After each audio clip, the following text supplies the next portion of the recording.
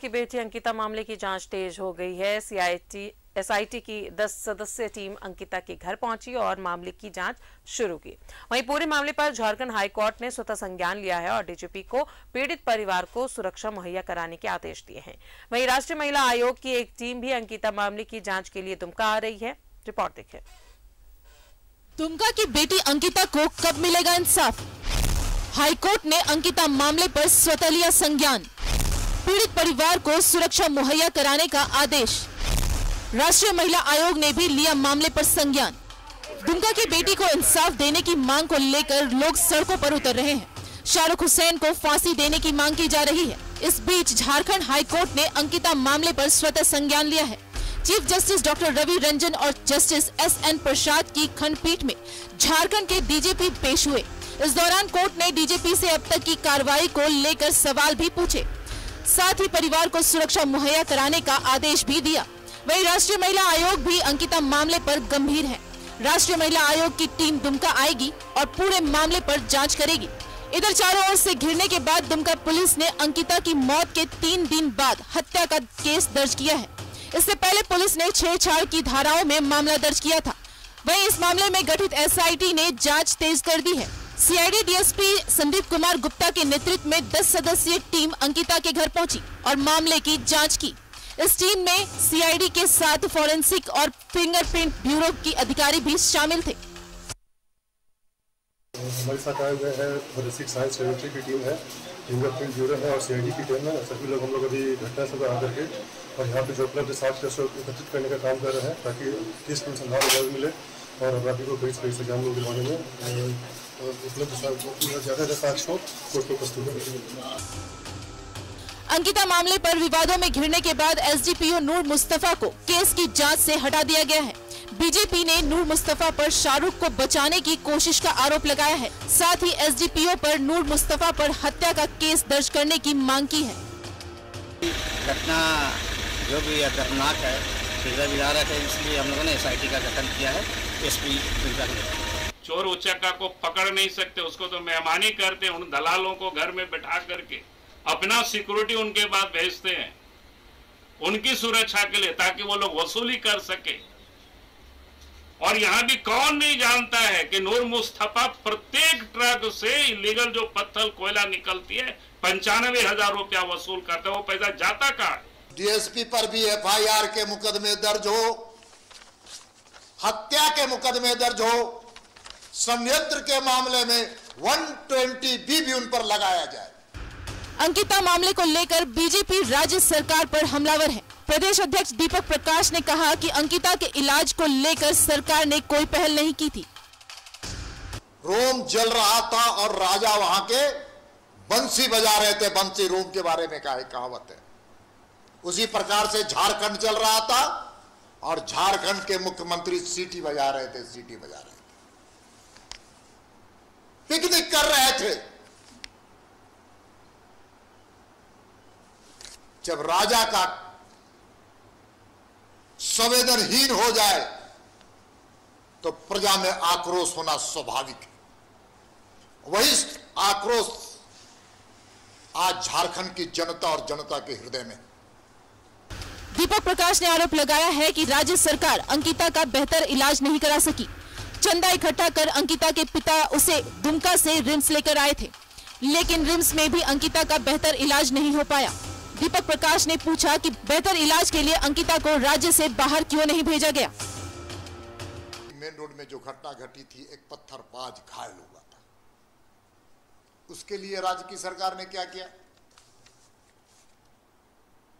Air ambulance से भेजने का काम किया।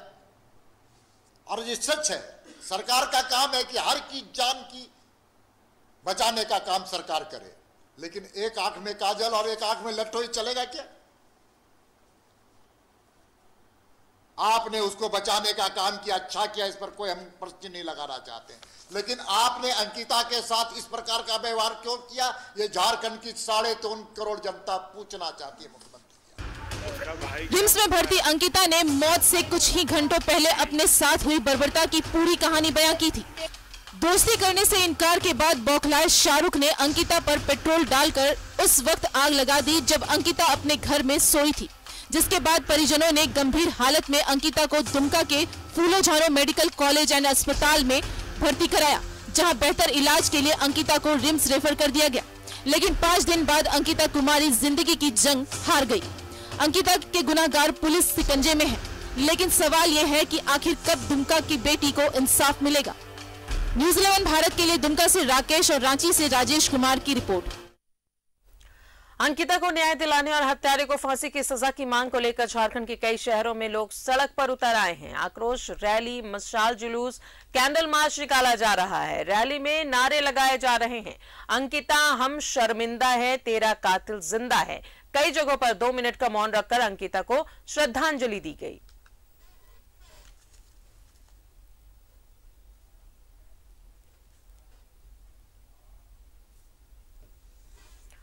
और सीधा जुड़ेंगे सहयोगी राजेश हमारे साथ मौजूद है। राजेश, ये कोई पहली अंकिता नहीं है जो इस तरीके से काल के गाल में समाई है और जिस तरीके से इसे कह सकते हैं मारा गया है, ये कोई पहली अंकिता नहीं है। सवाल ये है कि आखिर कब तक ऐसी अंकिता बेकसूर मारी जाएगी? बिल्कुल, ये समाज के लिए भी सवाल है और प्रशासन के लिए भी सवाल है। देखिए, समाज इसलिए कि इन चीज़ों पर ज़रूर पहल होनी चाहिए, समाज को चुप नहीं रहना चाहिए। जिस प्रकार से इस तरह के लोग अगर कहीं पर लड़कियों का पीछा करते हैं या उन्हें छेड़ते हैं या फिर उनके साथ कहीं बदसलूकी करते हैं, तो इसमें समाज को पहल करना चाहिए। परिवार के माध्यम से ये चीज़ें प्रशासन के सामने आना चाहिए और प्रशासन का तब दायित्व बनता है कि उस पर एक्टिवली वर्क करना चाहिए कि किस इस तरह की घटनाएं ना हो। क्योंकि कई बार ऐसा होता है कि ये तो देखिए शाहरुख ने पेट्रोल लगा डालकर उसे जला दिया, ये कहीं न कहीं इस दुस्साहस का नतीजा है कि जो कहीं न कहीं व्यवस्था में कमियां हैं या फिर जो कानून का खौफ नहीं है उनमें, प्रशासन का खौफ नहीं है कि वे उसे पता है कि हम जो काम कर रहे हैं वो कहीं न कहीं वो पकड़ा ही जाएगा। ऐसा कुछ नहीं, कानून का हाथ इतने लंबे होते बावजूद इसके उसे इस बात का डर नहीं रहता कि इस तरह की घटना नहीं करनी चाहिए, नहीं तो वो पकड़ा जाएगा, उसे सजा मिलेगी। ये राजेश, डर किस चीज का रहेगा? मुस्कुराते हुए वो जिस तरीके से उसकी तस्वीर देखने को मिल रही है, एक हत्यारा ऐसे मुस्कुराते हुए पोज दे रहा है जैसे उसने कोई जंग फतेह की है। आखिर वो क्यों नहीं मुस्कुराएगा? पहले भी उस पर केस दर्ज हुआ था, पहले भी मां बाप ने प्रशासन से शिकायत की थी, लिखित शिकायत की थी, कार्रवाई नहीं हुई। आज वो कानून से बढ़कर हो गया है, डर उसके मन से निकल गया है कि एक बार फिर से कंप्लेन होगा और कोई कुछ करने वाला नहीं है, कोई सिस्टम कुछ नहीं करेगा, वो छूट जाएगा। और यही जो वजह रही कि वो आज इतना आगे बढ़ गया कि वो घर में जाकर पेट्रोल छिड़क देता है और बड़े ही अच्छे से नीडर होकर आग लगा देता है। वही मैं कह रहा था कि उसे इस बात का डर नहीं था कि वो पकड़ा जाएगा। इसका अर्थ यह है कि कहीं न कहीं उसे इस बात का एहसास था कि वो जो अपराध कर रहा है उसे कोई न कोई बचाएगा, चाहे जो भी हो उसके पीछे कहीं न कहीं उसके जो पारिवारिक पृष्ठभूमि रही हो। जैसा कि बीजेपी का आरोप है कि ऐसी शिकायतें आने के बाद भी उसका बड़ा भाई जो है धमकाता था, पूरे परिवार को धमकाता था, जो सलमान नाम करके उसका बड़ा भाई है।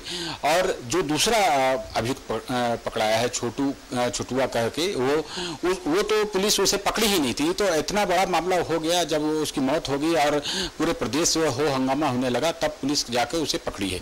तो इसका अर्थ है कि वो इन चीज़ों का अभ्यास था कि वो कुछ भी अपराध करेगा, लड़कियों को छेड़ेगा या उसे तंग करेगा तो उसे कुछ नहीं होना है। तो यही व्यवस्था का दोष है, प्रशासन का खौफ होना चाहिए। कहीं के आप देखिए कि कोई भी व्यक्ति अगर जो एक आम नागरिक है वो हेलमेट लगा के चलता है इसलिए कि कहीं पुलिस उसे पकड़ ले, जबकि यह उसकी सुरक्षा के लिए है।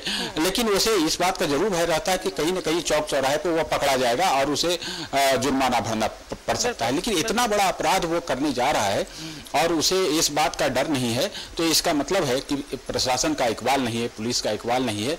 और यह इसका उदाहरण है। और जो बीजेपी का साफ तौर पर यह आरोप है कि जो वहां पर किसी न किसी पुलिस अधिकारी का संरक्षण था, तो इस मामले की पूरी जांच होनी चाहिए और पूरी पृष्ठभूमि को देखना चाहिए कि क्या इसके पीछे कौन सी शक्तियां काम कर रही है।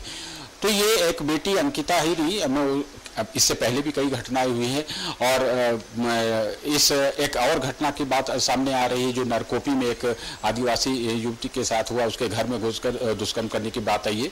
तो इस तरह की बातें अगर समाज में लगातार हो रही हैं तो इसका मतलब है कि लोगों के मन से, ऐसी मनोवृत्ति वाले लोगों के मन से डर हट गया है और वे सोचते हैं कि कहीं न कहीं वो बच जाएंगे।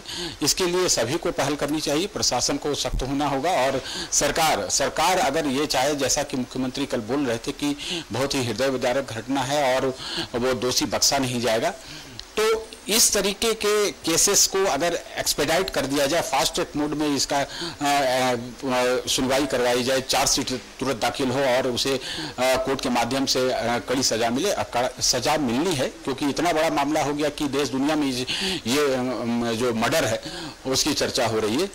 तो इस मामले में एक दृष्टांत हो सकता है पूरे देश के लिए कि किस तरह से ये घटनाएं हुई और कौन इसके लिए जिम्मेवार था और उसे क्या सजा मिली। तो समाज और सरकार दोनों मिलकर इस तरह के में पहल करे और एक अच्छे समाज में जहां लड़कियों का सम्मान हो, महिलाओं का सम्मान हो, जो हमारे संस्कार में है इस हिंदुस्तान में, वो चीजें सुनिश्चित हो पाए। तो सरकार चूंकि बड़ी चीज होती है, देखिए उसका अपना तंत्र होता है। सरकार के एक लाल टोपी वाले से लोग डरते हैं कि एक लाल टोपी वाला सिपाही जो है कहीं खड़ा है तो वहां पे अपराध नहीं करना चाहिए या उस जो अपराधी है वो वहां से कट निकलता है।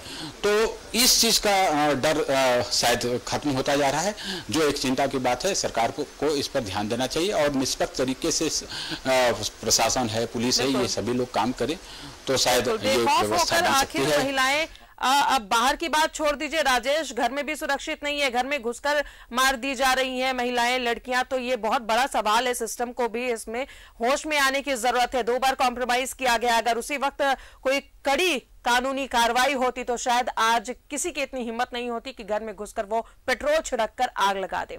बहुत बहुत शुक्रिया आपका राजेश तमाम जानकारियों के लिए।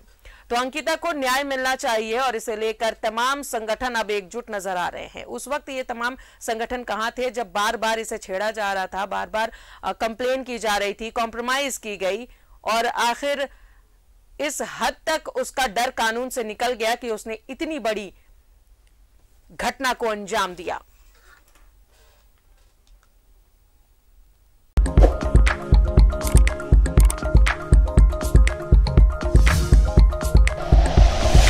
Like and share videos, subscribe करें हमारा चैनल और प्रेस करें बेल आइकॉन। न्यूज़ 11 भारत, सच है तो दिखेगा।